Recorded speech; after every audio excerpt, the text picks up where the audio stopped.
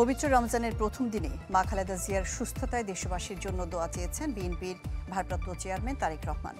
রাজধানীর লেডিস ক্লাবে ইফতার আয়োজনে এ সময় কোনো ষড়যন্ত্রে পা না দিয়ে আলেমদের ঐক্যবদ্ধ থাকার আহ্বান জানিয়েছেন বিএনপি নেতারা। এদিকে আরেক অনুষ্ঠানে নির্বাচনের বিষয়ে সরকার কী করবে জনগণের সামনে তা দৃশ্যমান করার দাবি জানিয়েছেন দলটির স্থায়ী কমিটির সদস্য সালাউদ্দিন আহমেদ।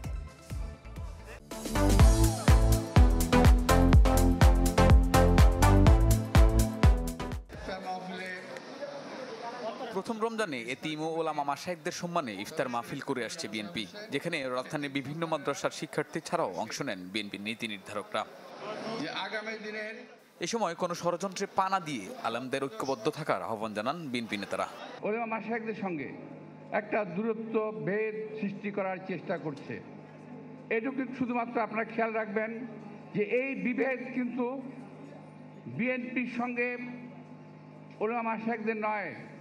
এই বিভেদ সৃষ্টির মাধ্যমে যে ফাটল সৃষ্টি হবে, এই ফাটল দিয়ে কিন্তু বিদেশি শক্তি প্রবেশ করবে, দেশটাকে ধ্বংস করার চেষ্টা করবে।